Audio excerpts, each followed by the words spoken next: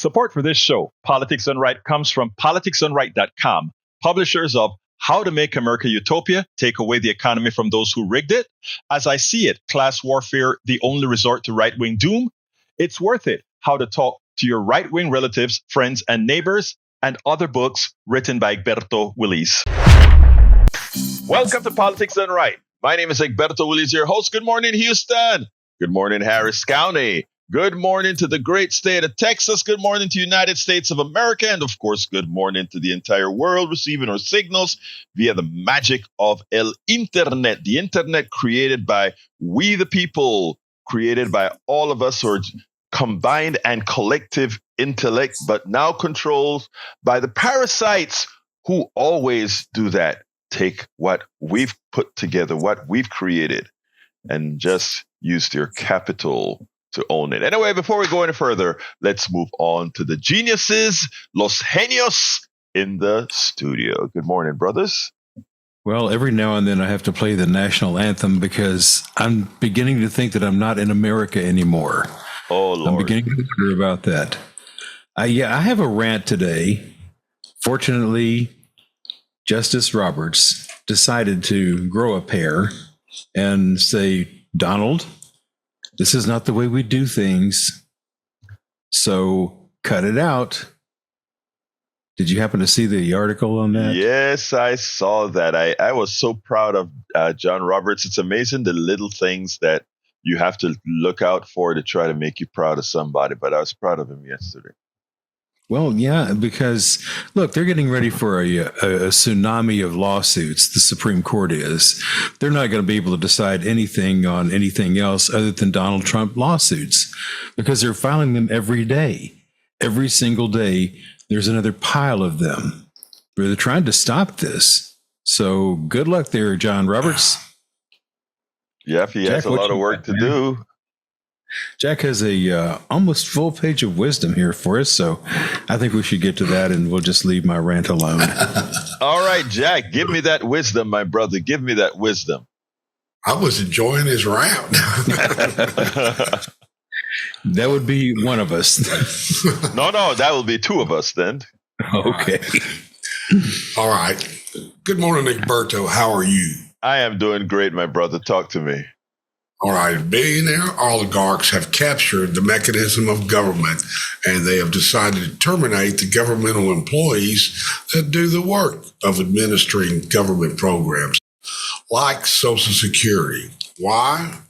Because the billionaire class is being groomed by very unscrupulous advisors that the poor, the old, and other people that rely on social services to make them whole are dragging down the corporate profit and need to be eliminated. The Trump-Musk administration are the puppets the billionaires are using to tear down the structures of social services. Yeah, and an added note on that, when they're dismantling these departments, they're just saying, well, look, they're not working. They're not working. That's like buying a car and start taking parts off of it until it doesn't work and then blaming the car. So exactly. They're blaming the victim for the crime. This is exactly what the Trump administration does. It blames the victim for the crime. And it's just disgusting. And that's all I've got to say. Well, until later. Until later. There you go.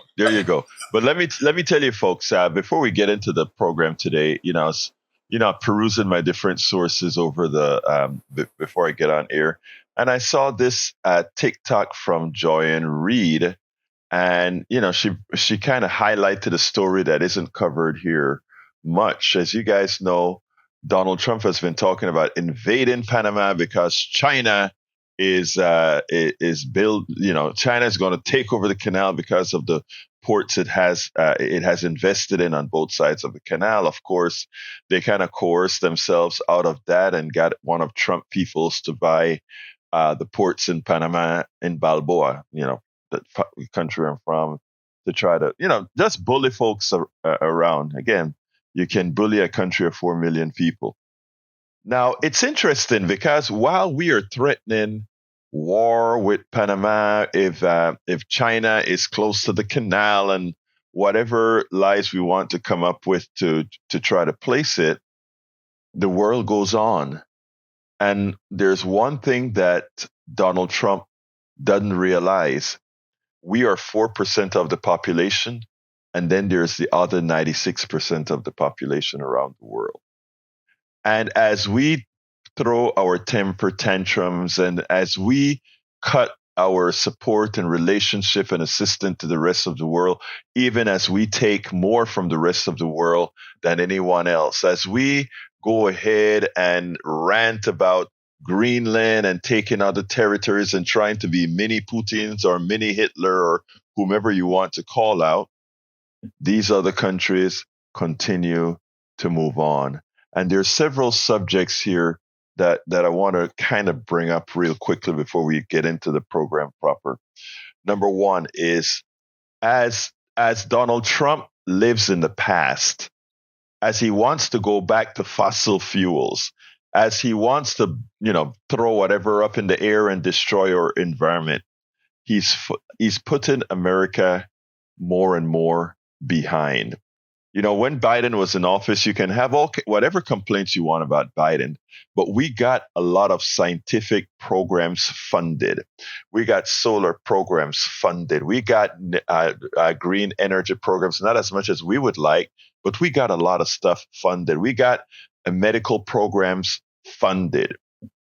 Now we have a troglodyte in office, along with a billionaire toddler in office that is dismantling the things that make things work. I want to remind you, the capitalist system don't take risk. It's all about maximization of profits. As such, what a capitalist system does is it actually tries to get whatever it can at the least cost to its investors. That's the definition of the program. The maximization, or I should say the efficient allocation of resources. And if said allocation means make somebody else do the work and the intellect for you, that's what it does. In other words, that's the reason why we don't want the capitalist system in certain parts of our economy. Vis-a-vis medicine, every type of public service that it gets into, it destroys. And it's not doing the bad thing, it's doing the appropriate thing. It's to maximize profits for the shareholders. That's what it's defined as, and therefore there's no reason for it to do good by the public sector. But that said, what we have now, and these is as we go through that path of Musk or Trump through Musk killing research, killing support for countries that need our support at any given time, continuing making deals like we try to make with Ukraine, where we take over their resources, we extort them for their resources. Other countries with means are taking other paths. And that one major country with means is China. Of course, another one is Brazil. Another one is, to some extent, even South Africa. And what they're doing is they are creating relationships around the world.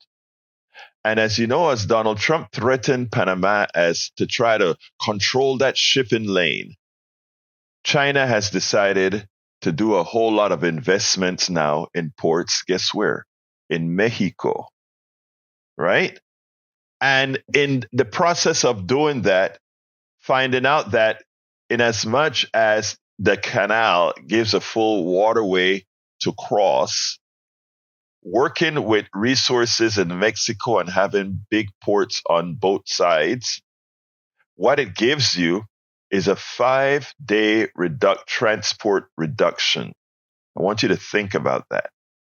Containers can get across the land barrier 5 days quicker from certain parts in China than actually going through the canal.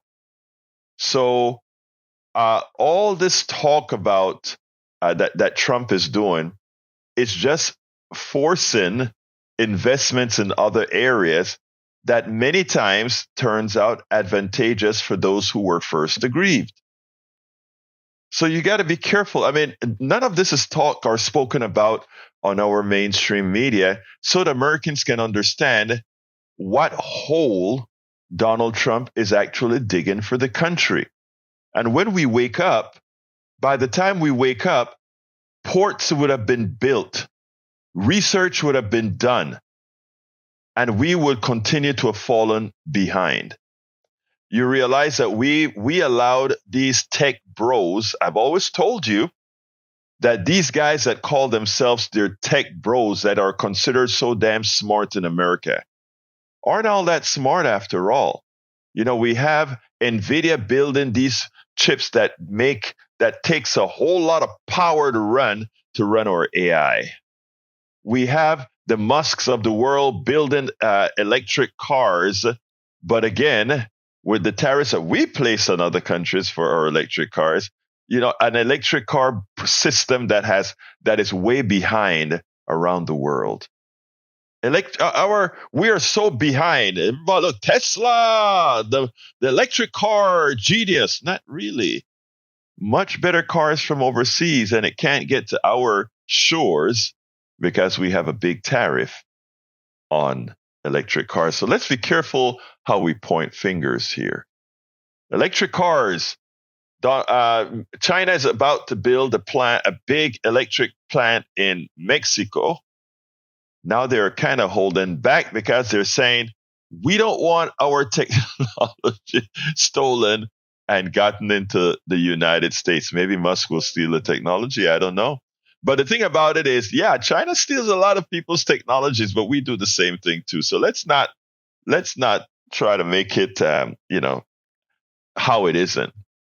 So as we go through the next few years under Trump, if we allow the policies that he stands for to come to fruition, what we are constantly doing, we used to have this joke about Russia, that Russia is nothing more than a superpower with a gas station. In other words, the only thing Russia was good for was the raw material that comes out of its pipes. But as far as innovation and etc., hey, we took all their scientists. We took all, because again, we had a better economy, a better economic system that fomented or that allowed these other people to get things done. It allowed the freedom to build and create. And under Trump, all of that is going away because we're reducing our investments from all our agencies. And remember, as I mentioned before, the capitalist system do not take risks.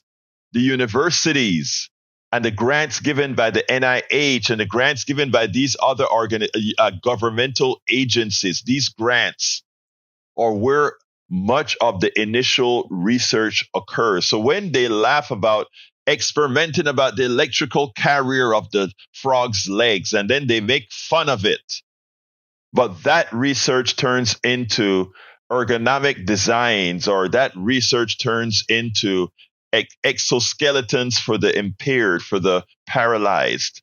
And it's like, wow, how did they figure about that? Well, you remember that part, that research that we laughed at? That's where it came from. So I bring this up because as a society, as a country, we have been severely lacking in critical thinking by design. Every time we come to a point where we begin to promote critical thinking, we have the troglodytes on the right, the parasites, and the neoliberals who continue to think backward. Like I said, there's nothing about intellect and capitalism that go hand in hand. Nothing about it goes hand in hand. Because right now the innovation is coming from other places. I brought up NVIDIA earlier and the tech bros. And the reason I brought that up is to point out something very important. We restricted the sales of NVIDIA processors and these other powerful processors to China and other countries we considered enemies or otherwise. Of course, we know China isn't an enemy. China builds all of Trump's products a lot of Trump products are actually built in China.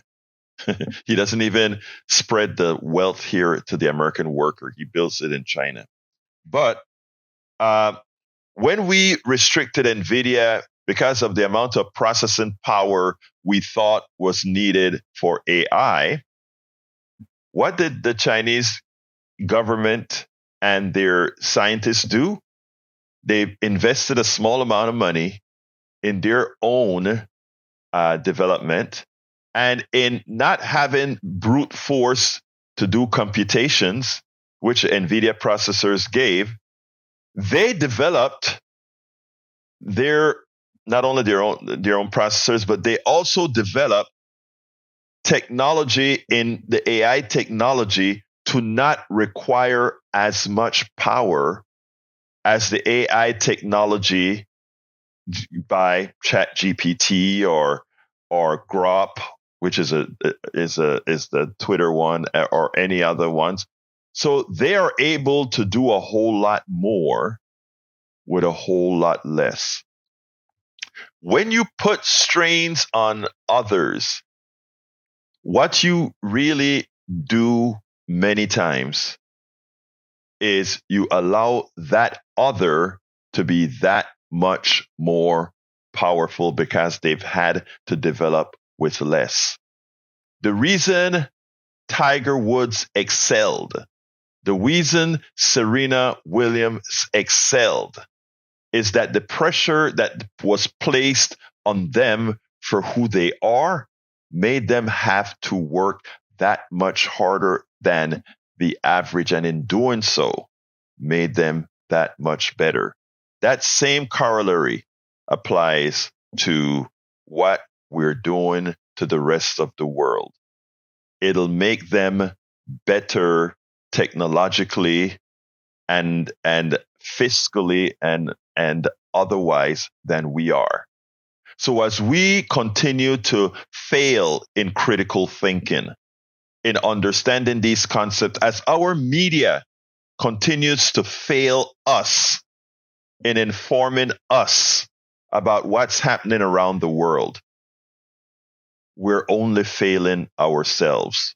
So I will urge all of us to start mitigating this, and that mitigation starts by making sure Donald Trump, the destructor of America, doesn't get the leeway to do what he's currently doing. Now on a part of personal commentary here, there's one thing that has made my blood boil, and that is how Donald Trump has been dealing and demeaning my Caribbean brothers and sisters. And you know that let me give the story real quick. Donald Trump is threatening all the Latin American and Caribbean countries who have Cuban doctors in these countries, Cuban doctors and nurses, that if they don't rid themselves of them, they will deny them, meaning these heads of states of these Caribbean countries, heads of states of Caribbean countries, they will deny them access to the United States by denying them visas. I say that clearly. The great thing that has occurred with the CARICOM countries, that's the Caribbean countries of which the United States has a membership in. The good thing about what these guys have said is, you know what? If you can choose not to give us visas, that's your choice. But we choose to do what's right by our people. And let me tell you, you don't see the United States having a whole lot of medical doctors and otherwise throughout the Caribbean assisting and making sure that disease aren't spread, etc. But you know which country manufactured some of the best doctors and nurses around the world? That's a little country called Cuba.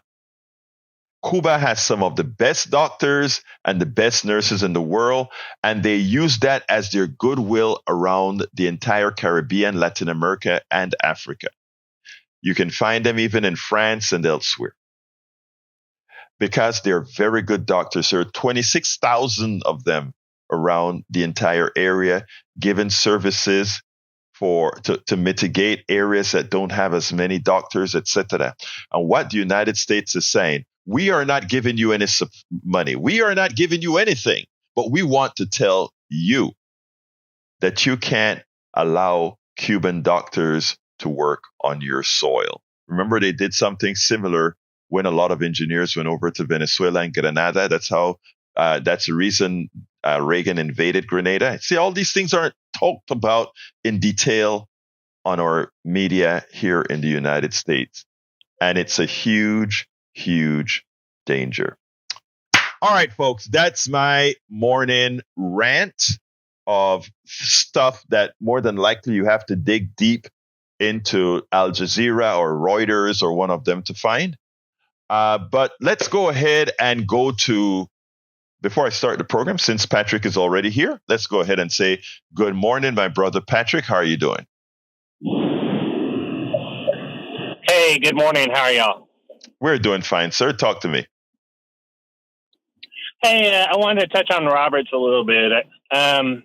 Y'all, I don't want to be discouraging, but we seem excited about him whispering something about, hey, take it easy in Trump's ear. What we're seeing is we're seeing a leopard eat that guy's face. We're seeing the Supreme Court get FOFO'd. And we need to really evaluate how this happened. The Republican president stacked that court not with people that were willing to do their job, but they were willing to backstab America and let deregulation, privatization, and the dismantling of democracy and the government happen. And these guys aren't smart enough to understand the consequences that come behind it. And now this guy is suffering consequences, and he's like, oh, goodness gracious, what did I do? They wanted this, but they didn't have the foresight to understand what came with it. And now they're upset. Agreed. Let me just say, once a police officer pulled me over on my way to KPFT, and I really didn't do anything. It was one of those DWB's things, right? And I came on the radio that very day and started giving him praises because he was actually nice to me and he didn't give me a ticket. I didn't deserve a ticket, but usually a ticket comes anyway. And I gave him credit. And my progressive brothers and sisters tore me up on that show that I did. And they tore me up because they said he should be doing his job. I shouldn't give him any kudos. And my answer to them was that the reason I did it is I'm hoping that when somebody does something good, no matter how marginal it is, that it encourages them to do more good. Because when they do bad, they're praised for doing bad for Donald Trump. You know, Donald Trump, people praises him when he cuts that regulation that you talk, or rather support that regulation to destroy the earth that you're talking about, which I agree with your statement, your sentiment completely. So it's not just the happy clap for the Supreme Court justice. It's hopeful that it'll encourage him to do better, realizing that he will get a backslap if he does. That's all. But you're right. I can't argue with what you're saying at all.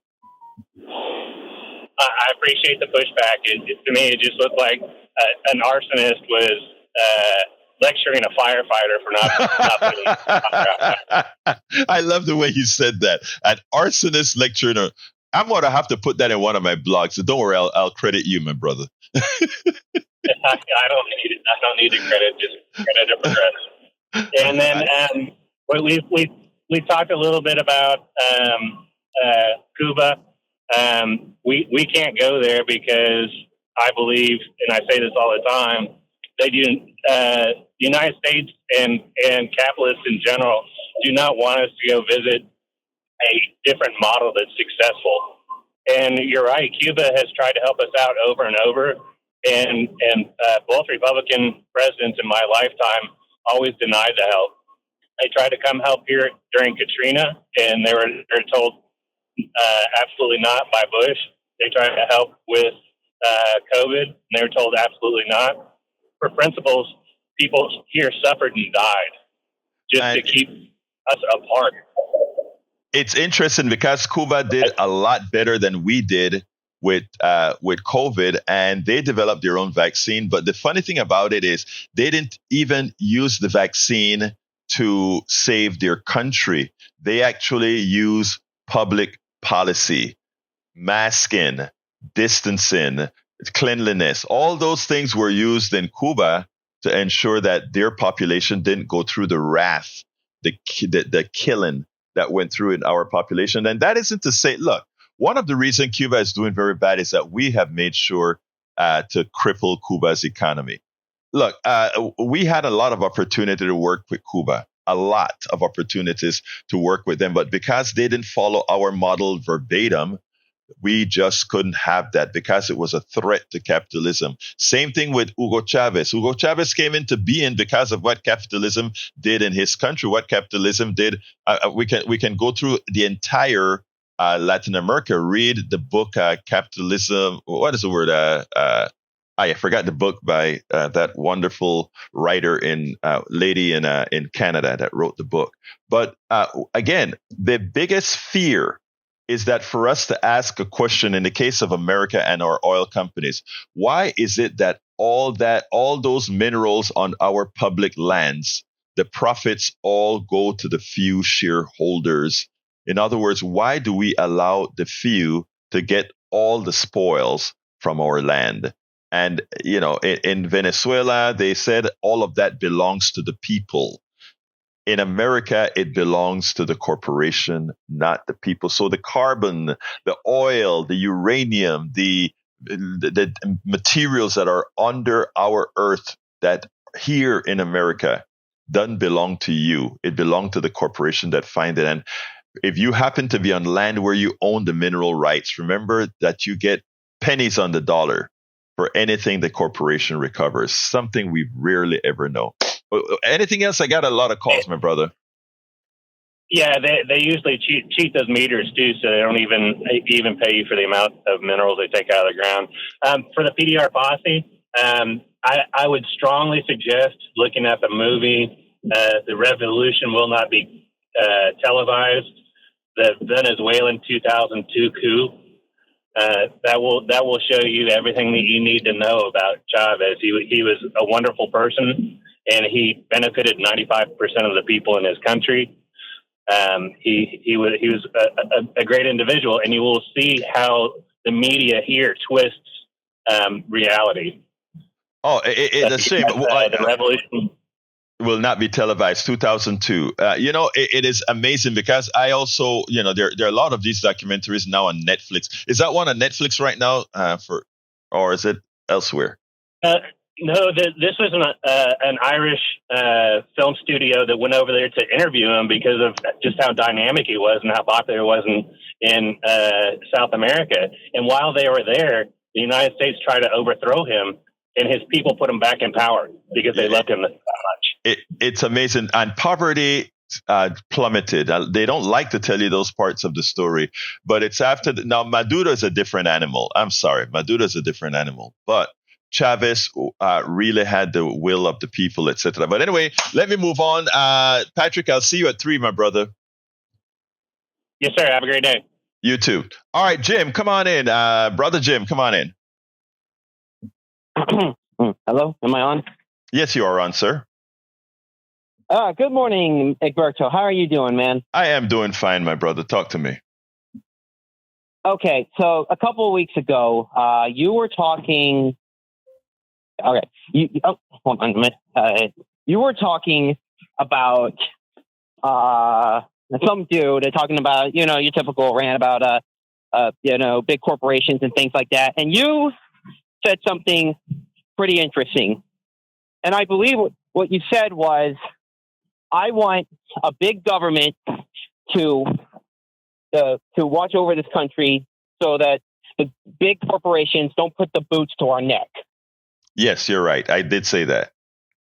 And yesterday you were talking, or no, last Friday you were talking to Brian, and you were talking about something similar, and you told Brian that you'd rather be controlled by have a big government than a big corporation. Mm-hmm. Yes, I did say that. So, all right. And my opinion, I'm not sure if a big government is really something I really think you or I should really want. Mm-hmm. And the reason I say that is because of a question I want to ask you, Mr. Egberto. Sure. And that question is, what if this government gets big enough where they put the boots to our neck? You know what I mean? Mm-hmm. Yeah, you're right. And, so, by the way, thank you for bringing that up, because I think this is something that needs explanation as well. So let me just salute the people in the chat that I forgot to do. Give me about 30 seconds and then I'll answer that.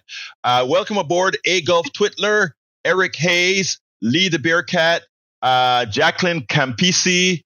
Let me see who else is here. Deborah Ann and Joe from Los Angeles. I think I got mostly everybody. If I miss you, just drop a line in the bottom and I'll do it. Let's answer Jim's question now. Okay, Jim, I'm going to give you the overall flying on top premise. The flying on top premise is a corporation has no relationship with the people in its financial structure. Okay. In other words, the corporation is an autocratic institution. There's no doubt about that. No questions asked, anything. You have a president, you have a board of directors, a president, and under that, there's a hierarchical model, and you don't vote on who those people are. Those people create a company and then they do whatever the hell they want to do. People will say, well, they're controlled by what people purchase. But again, with the power that they have over we, the people, the government, they can actually get regulations and all these other things instituted so that they have inherent control of us all. With government, we have a constitution that governs the behavior of said government.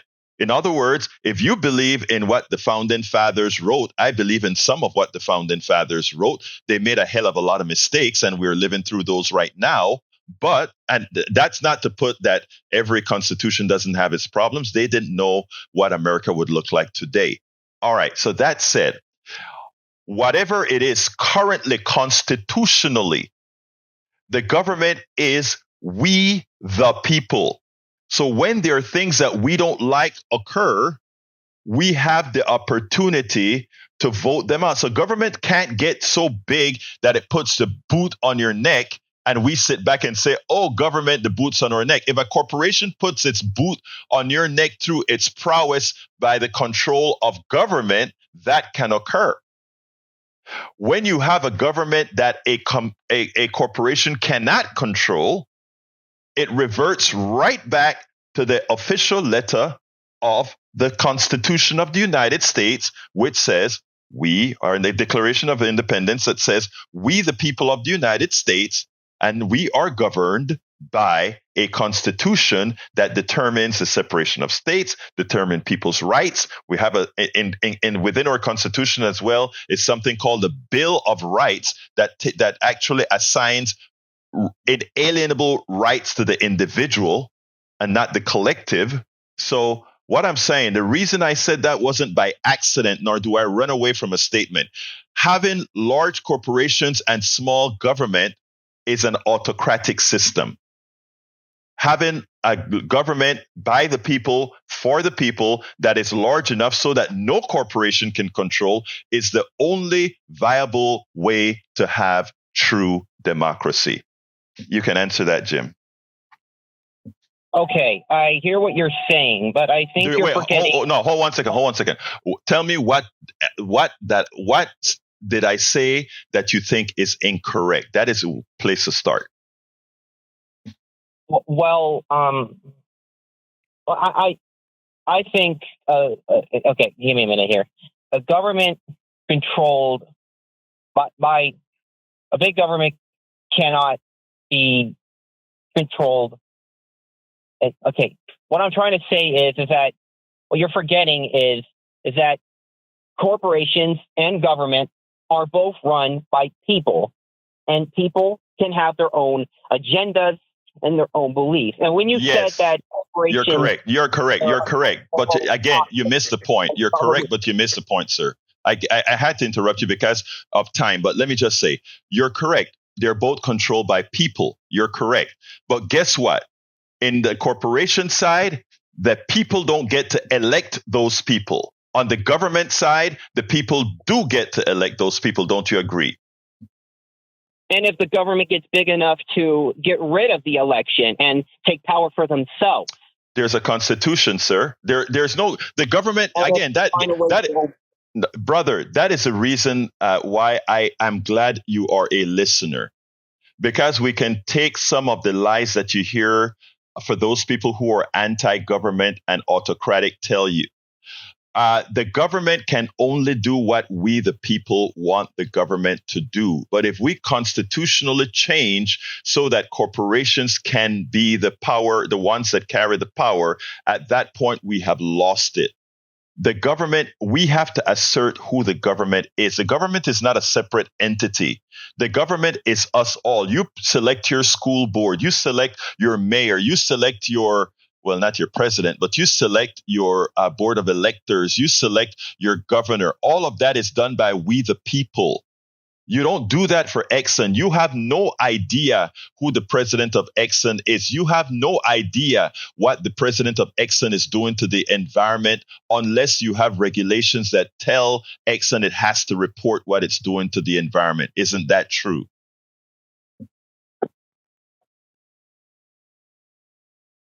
Jim? Yeah. I'm here. Okay. So I can't control corporations and things like that. Fair enough. I can't decide that. But what you want is not really viable. Well, what about what am I doing? That's all right. Go ahead, Jimmy. It's okay. All right. Let me just tell you, Jim. Look, let me tell you. Our media and our systems corrupt your feeling of government. I'm hoping that I have convinced you about government. And look, we don't need to be, all of us should have the ability to say, I see why you thought that way. If you don't have an answer right now, you can reevaluate and call sometime if you find something that can go against my argument. Yeah, I'll do that. I'll reevaluate some things, okay? I appreciate that. But I mean, that is what we are here for, to have these kinds of discussions. Thank you, brother. Have a great day. Oh, hang on. All right, let's go to Bruce. Come on in, Bruce. Good morning, Egberto. I'll be fast today. Regarding the ceasefire or the partial ceasefire, Putin plans on keeping the lands that he occupies when this is all over. And the less damage to the energy infrastructure, the less rebuilding he has to do. You'll notice that he and Trump didn't come out and say, okay, we agree not to hit hospitals anymore, elementary schools anymore, civilian targets anymore. They only care about assets. He could give a darn about people. I'm done. You're absolutely right, my brother. Thank you, Bruce. Let's go to Alan. Come on in, Alan. Good morning, Egberto. I'm glad to be able to call you, but I'll get right to it. Well, just as a quick aside to Jim, if he's concerned about, big government and all that, he should think about what happened with Exxon and the Exxon Valdez. Because without the government, just even what little modification happened there never happens, and that place just becomes unlivable without government oversight. Now, the other thing I have to say is that with supply side people, what they don't understand is this. When you have a big government that's of the people, by the people, and for the people, they can invest in the individual. It's like, look, if we have something like national health care helps to get people well and keep people well, and then they can return that manyfold by creating and developing new things that make the society better. But nobody over in that area seems to see that. I mean, you've spoken to my brother many times. I'm a beneficiary of that right now. I just wanted to say, Alan, I wanted to say, God, you sound exactly like your brother. But anyway, let me just say this, okay? And that is correct. Both our father, but another day. There you go. But here's the thing, right? And I'm glad that Jim called, because Jim gives us an opportunity to point out things in more detail than you would ever get on commercial TV. And the reason why is this. You have to understand that in every country, whatever economic system they have, whether it's socialist, democratic, or whatever, you have to create a certain form of indoctrination to justify your system, right? And the thing about it is, my goal isn't to justify a system. My goal is that we should have a system that serves us all. I don't care what the hell you want to call it. We should have a system that serves us all. But what we currently have in America is an indoctrination to the economic system by a lot of folks, and an industry that is designed to confuse just so that we don't change the system, a system that benefits a minute few. It keeps another group that's comfortable, and the rest of us pay for it. But anyhow, thank you, Alan. I got to go to the other call, okay? Okay, all right. Okay, thank you. Let me go to Patrick real quick. Patrick, come on in. Hey, for the caller before Alan, I mean, it was a good question, but we should ask ourselves, are we more free when we're clocked in for a job, or when we're clocked out on our days off?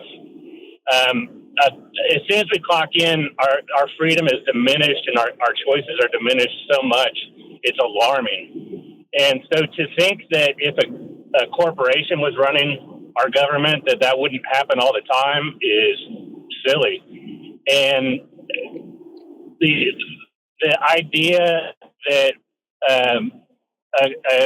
a government can abuse its power is very true. We're seeing it right now. But the way our government is abusing its power is it's taking away all the checks and balances that we have built into it. We have a president that's ignoring it, and he is putting his boot on people's necks. And that is, Patrick, I appreciate that. And that's why I kind of let you jump the stack. I knew that was coming. But I also want to say that it's important for us to realize that when I spoke to Jim earlier, and I talk about constitutional mistakes, and a lot of mistakes are usually made in these documents, either because folks didn't know, or they wanted to give an advantage to a group of folks. And in the case of the founders of the country, both of those actually apply. But we'll talk about that another time, sir. Thank you, Patrick. Let's go to Bart. Come on in, Bart.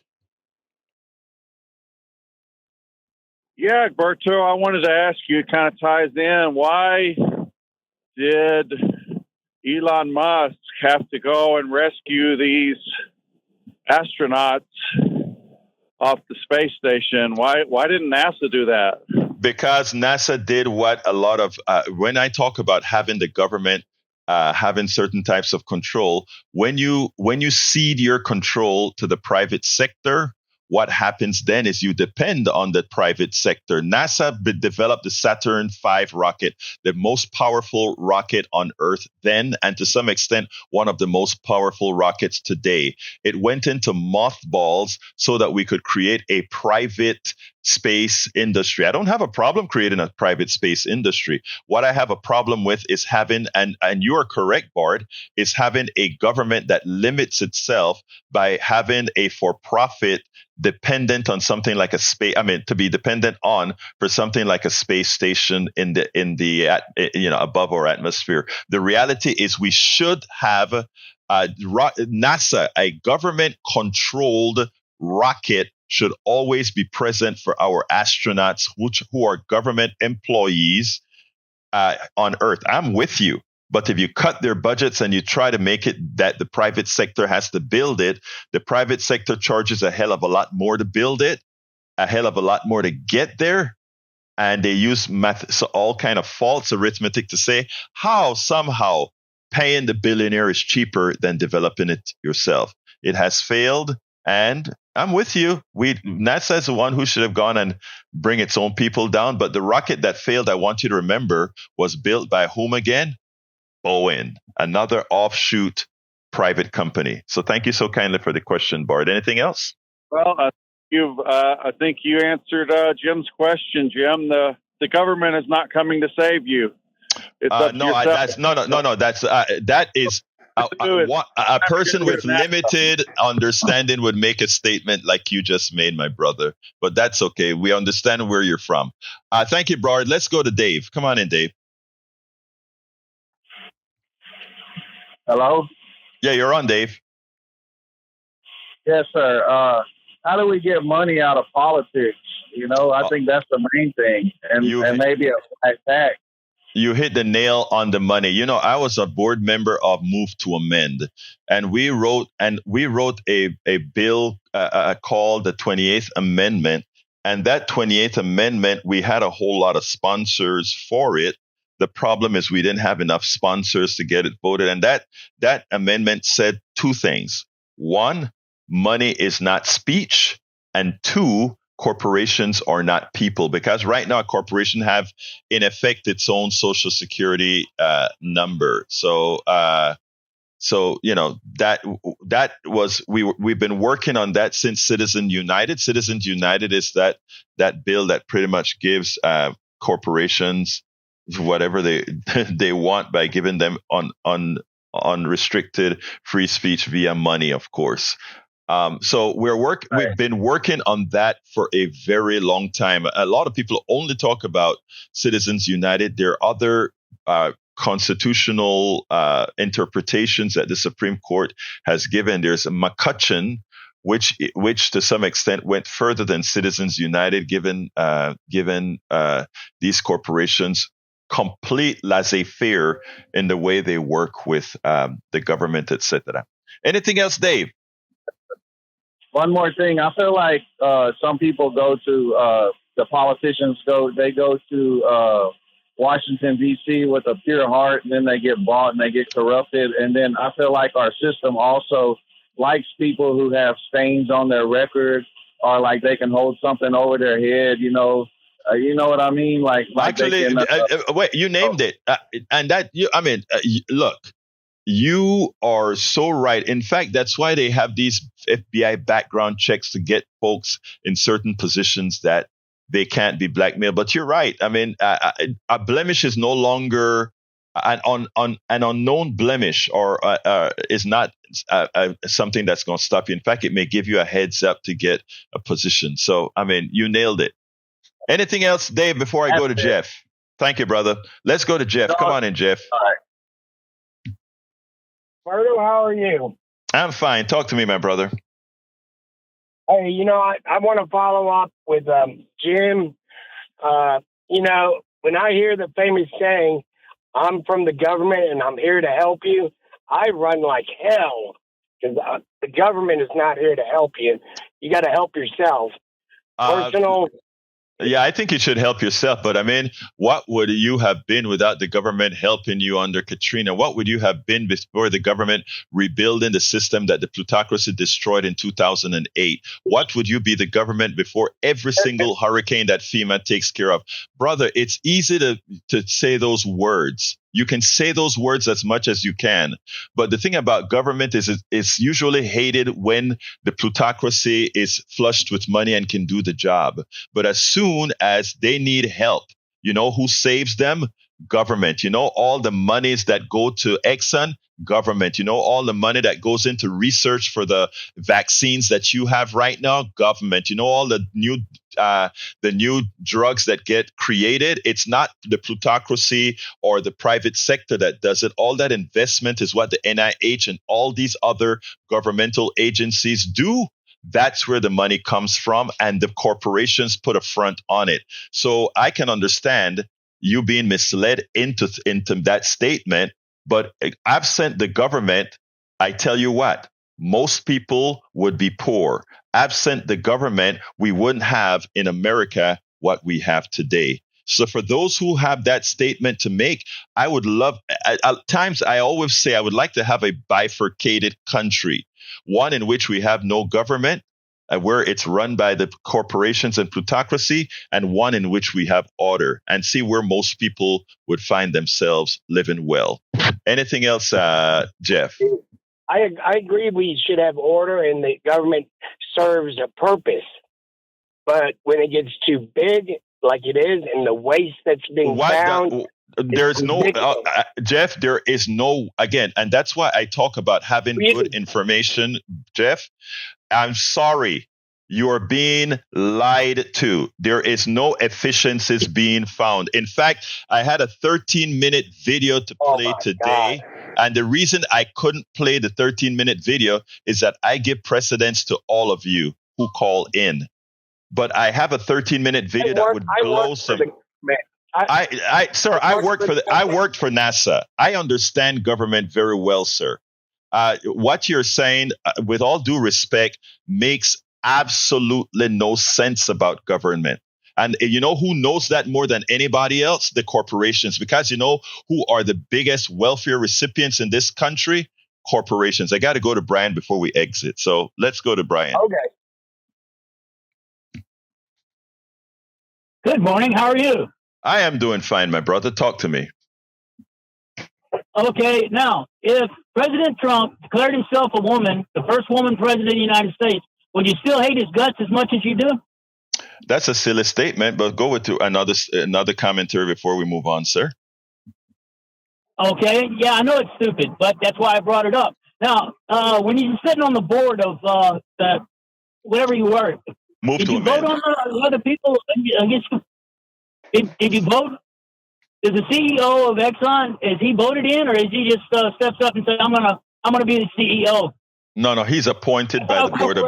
He's voted in by about 12 board of directors, or however many board of directors they have, and those board of directors are selected. Okay. So what I'm saying is that the totality of America, unlike a president of the United States, unlike the governor of a state, unlike the mayor of a county or of a city, that they don't get voted in by the people. So that's my statement. Continue. Okay, now who's the president that cut the NASA budget 10% first 3 days that he was in office? I don't know. I imagine you're going to tell me Obama. But, here's the thing, right? Yeah. All of that is wrong. Obama made all kind. Look, Obama was in office to work with all these different Republicans and Democrats alike, neoliberals and progressives alike. And what they did is they compromised. I think those were bad compromises, but I don't know how much choice he had, given what they wanted to do with cutting the budget. This thing about cutting the budget, etc., is silly. What we should be doing is expanding the budget and increasing the tax base from the corporations who've been bilking us for all these years. But continue, brother. Okay, now you try to explain, where would we be for the last hurricane? Why don't you tell that to the people of North Carolina? How the government failed? No, the government didn't fail them. You know who failed them? Who failed them was a system. A system failed them. A system failed them. And let me tell you how the system failed them. There are a lot of things that we can put into positions that we don't, because we follow the economic model of efficiency. There are times that efficiency is a hindrance to your existence. Efficiency can be a hindrance to things like disasters. It is much more efficient to have what's called just-in-time inventory. Look it up if you don't know what it is, but it's always more efficient to have just-in-time inventory until you have a pandemic, until you have a hurricane, until you have all these issues, okay? So what I'm trying to say is the model that says we want 100% efficiency is a flawed model for humanity. And I'm out of time, so I got to go, my dear brother Brian, but thank you for furthering the conversation. You have a wonderful rest of your day, and let me pass it on to the studio. Well, thank you, Egberto. One more thing that I thought of was the destruction of Voice of America. Oh, God. Voice of Freedom. Yeah, this is really disgusting. The Voice of America is silent. The Voice of Europe, Radio Free Europe, is silent. Now, what does this tell you? Think about this. Silencing the press, yet another thing out of the dictator's playbook. The Voice of America is now silent. Very, very sad. Jack, what you got? He says, Jack doesn't have anything, so go take it home. Oh, my God. Jack doesn't have anything. The wisdom was so wise, he just couldn't come up with anything else. So I guess we're good there. That's a good one. That's a good one. Anyway, folks, I am so sorry. Oh, go ahead, Jack. Oh, we enjoyed the comment, the arsonist lecturing a firefighter. I know. Patrick comes up with some stuff, man. But anyway, look, I love you guys, all right? But I have a very important video I wanted you guys to see on Social Security, but you have precedence in the calls, so that comes first. It's all at politicsdoneright.com/newsletter in today's edition. politicsdoneright.com/newsletter. Go watch that video. It is very important in Social Security. It dispels the lies that you hear a whole lot. Anyway, folks, if you need to reach me directly, send me an email to kpft@politicsdoneright.com, kpft@politicsdoneright.com. My name is Egberto Willies. This is Politics Done Right, and you guys know how I end this baby. I am what? Out! Support for this show, Politics Done Right, comes from politicsdoneright.com, publishers of How to Make America Utopia, Take Away the Economy from Those Who Rigged It. As I See It, Class Warfare, The Only Resort to Right-Wing Doom. It's Worth It, How to Talk to Your Right-Wing Relatives, Friends, and Neighbors, and other books written by Egberto Willies.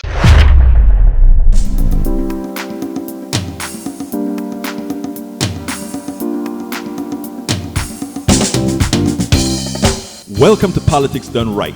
I am your host, Egberto Willies. This is a progressive program that will take the mystery out of politics. This is the program that will encourage you to make sure government becomes we the people. Whether you are liberal, progressive, conservative, or otherwise, you get to air your point of view. We are an independent media outlet that, unlike mainstream media beholden to corporations, we only owe allegiance to you.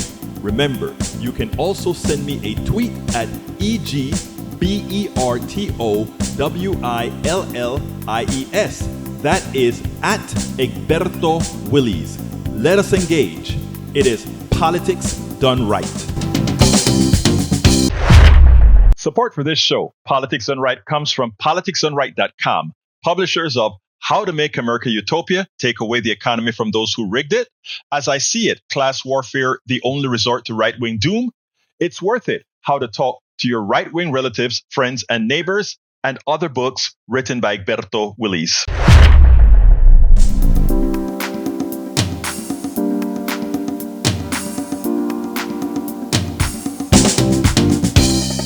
Welcome to Politics Done Right.